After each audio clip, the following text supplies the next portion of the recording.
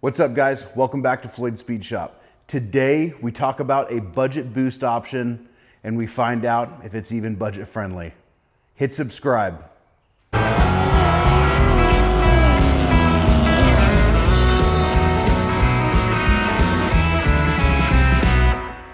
This right here is a Gen 3 5.3 liter LS engine.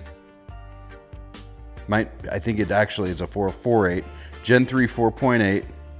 We've got some Speed Engineering long tubes. We have a full ICT billet accessory drive and supercharger drive.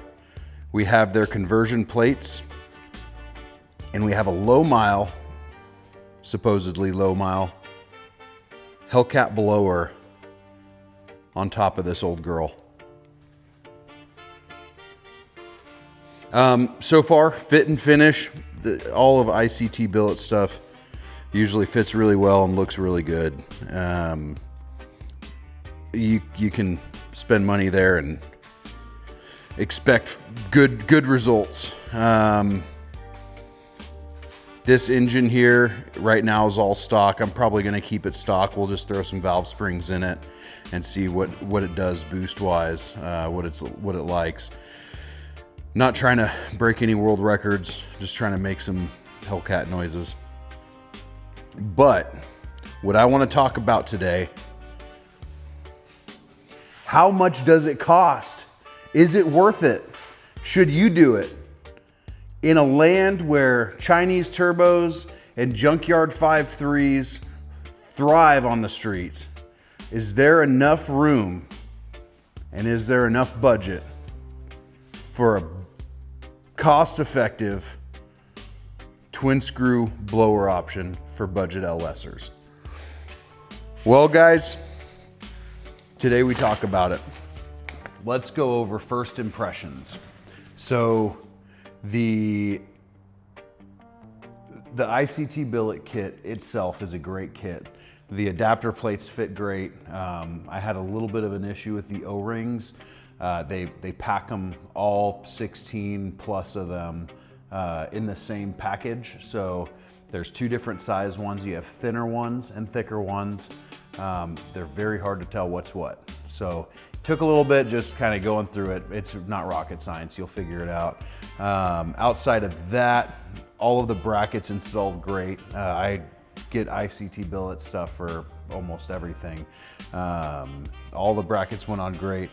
The pulleys went on good, so you have to buy the accessory drive kit for the Hellcat swap, but you also have to buy the blower tensioner belt kit for the swap as well. So whenever you buy a Hellcat engine for whatever great deal you get off of Facebook Marketplace and you see, $600 adapter plates, you have a whole lot more stuff you need to buy.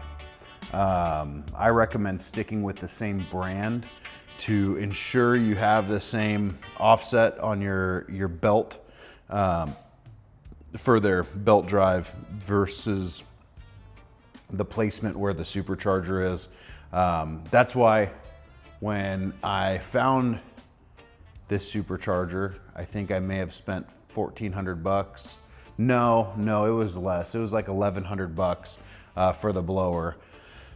I thought that this was going to be one of those budget boost deals because on ICT Billet's website, $1,499.99 will get you the Hellcat Supercharger to LS Cathedral Head Adapter Kit.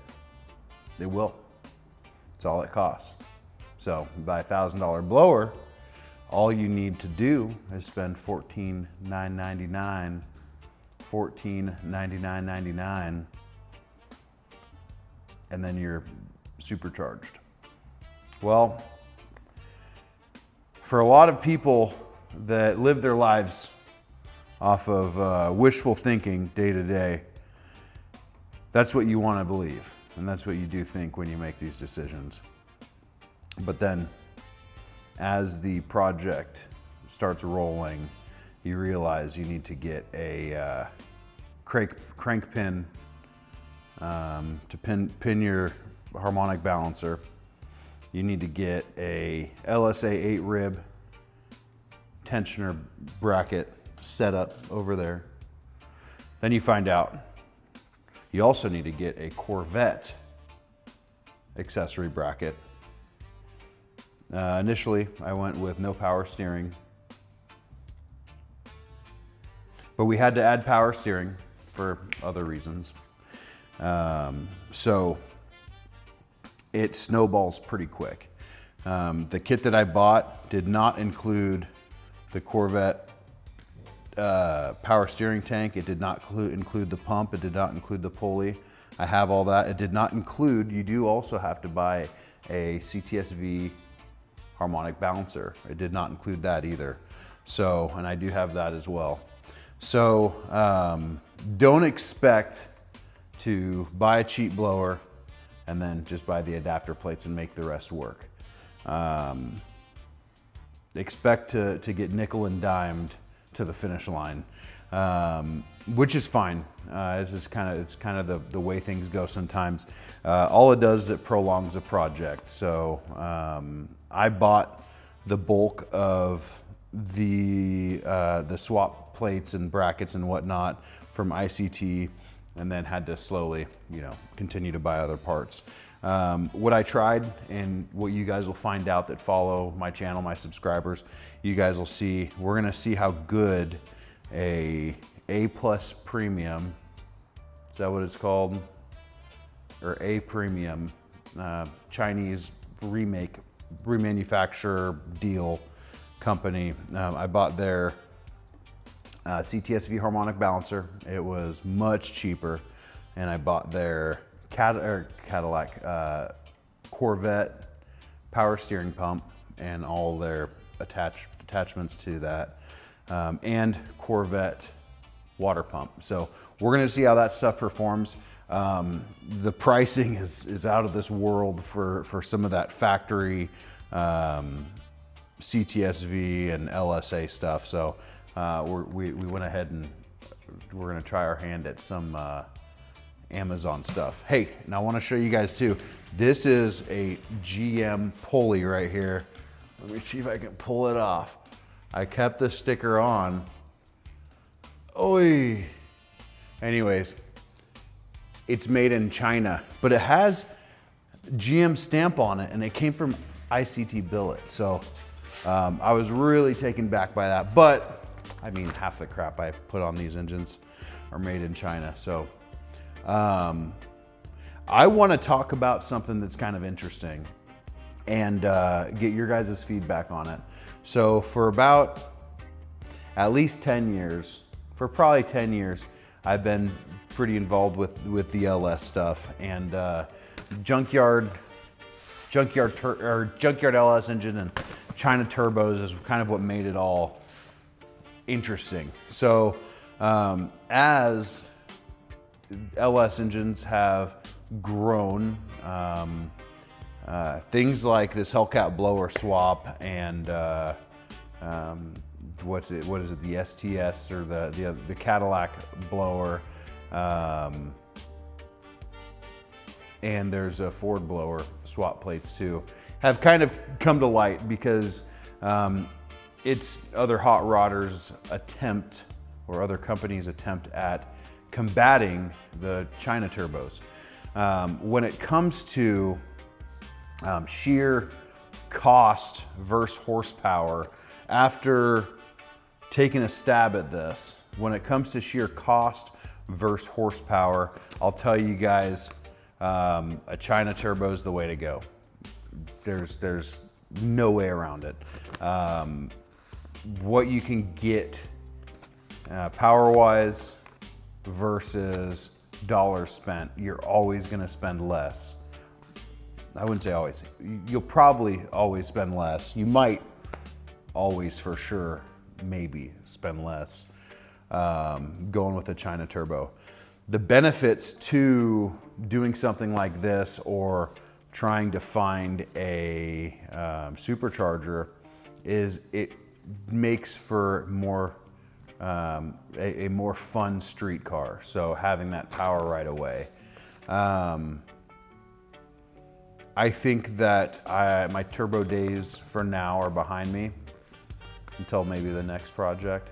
But for this build and for the time being, I've been really interested in going the supercharger route. But after spending what I spent on this, I think that a better route to have that power curve that a supercharger provides, if you're not trying to make moon boost or if you're not trying to set any world records, I do think that it is more feasible, and you might even come out ahead if you get a centrifugal supercharger like the Torque Storm. You're not gonna make crazy power, but you're gonna make street car power all day. You're gonna make enough power to where when you're cruising down the highway and most cars pull up to you, you'll be able to break them off. I think you'll spend less money than trying to do one of these swaps. So I've got like 1,100 bucks in the blower, and for the whole kit, other than accessories, other than the pulley, other than the water pump, other than, okay, not the whole kit, but for the plates and the brackets here, you're at $2,600. So right away, you're very close to 4,000 bucks. But then you've got to buy your power steering pump, pulley, reservoir. You got to buy your water pump, your harmonic balancer. You still have plenty of stuff to buy after that.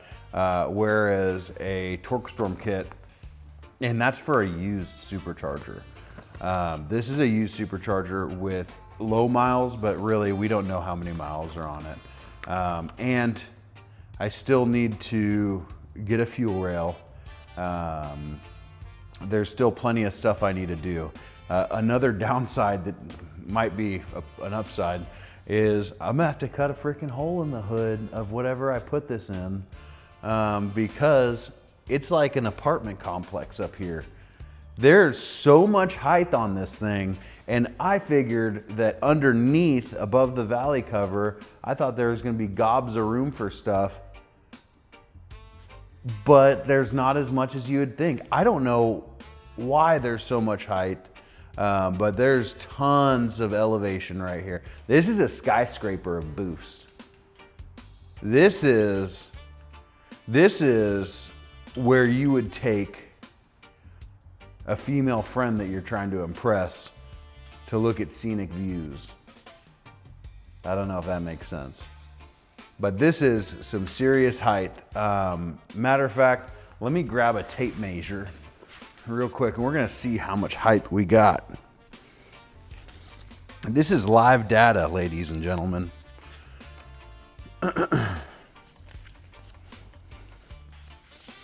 All right, let's get some live data here. So if we are measuring from, this is a tall valve cover, so we're gonna get a couple measurements. From a tall valve cover up, you're at about 9¼ inches. I'd say 9½. From the back side, if you do it from the back, or if you measure it from the back, dudes, it's about 13 inches. And that's a very sloppy, measurement, but it has some serious height. So I think even in a pickup truck, if you put this in a pick-me-up truck, you got cutting to do. I'm not stoked with how tall it is, but it makes a statement, that's for sure. And there's plenty of real estate right here for, if you wanted to rent out some real estate for a billboard or something, you got plenty on the sides. But on a more serious note, it's very big, it's very heavy. If I were to do this all over again, I would have just got a simple Torque Storm setup and an intercooler off of Amazon and just made my own cold side. I think that is probably the way to go if I ever want a supercharger again. All right, so we'll call it 11 or 1200. 11 or 1200 on the blower. We've got 2633.42 on all the brackets and tensioners and the plates. We've got probably 100 or so, maybe 120 on the water pump. It wasn't an arm and a leg for the power steering stuff.